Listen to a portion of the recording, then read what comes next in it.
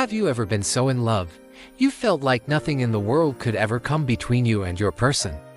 That's exactly how I felt about Ademola. My name is Chichi, and for 4 incredible years, Ademola was my everything. Our love story began in the bustling city of Lagos, a classic tale of a Yoruba boy from the southwest and an Igbo girl from the east. We met, we clicked, and just like that, we were inseparable.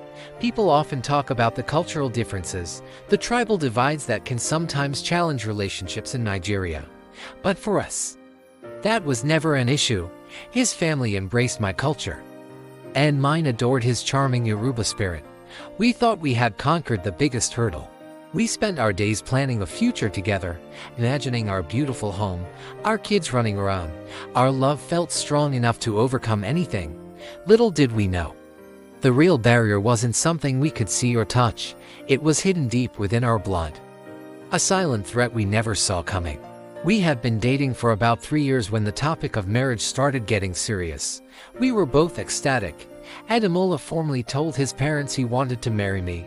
We expected celebrations, maybe some friendly negotiations about bride price, the usual stuff, but instead, a strange quietness fell over his family. His father, a man I had come to respect deeply, asked us a simple question that would change our lives forever. Do you both know your genotypes? Of course, we knew. It was a standard test we'd both done years ago. I was S, and so was Ademola. We mentioned it casually, not thinking much of it. The look on his father's face was one of profound sadness. He sat us down and explained with a heavy heart that the marriage couldn't happen.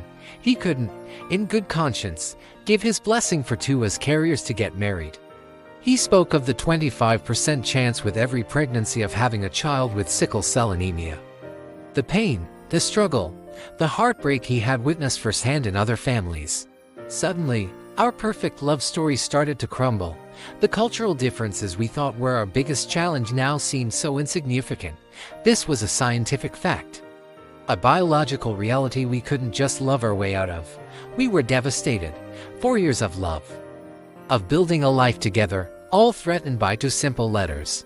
Ademola tried to fight it, to convince his father that love would conquer all. But his father was firm, his decision rooted in a desire to protect his future grandchildren from a life of potential suffering. Our beautiful dream was turning into a waking nightmare. We were at a crossroads, with our hearts pulling us in one direction and a painful reality pulling us in another. What do you do when the one thing that is meant to unite you is the very thing tearing you apart? We had no idea what was next, but the storm had just begun. Join me in the next part as I share how we tried to fight for our love against all odds.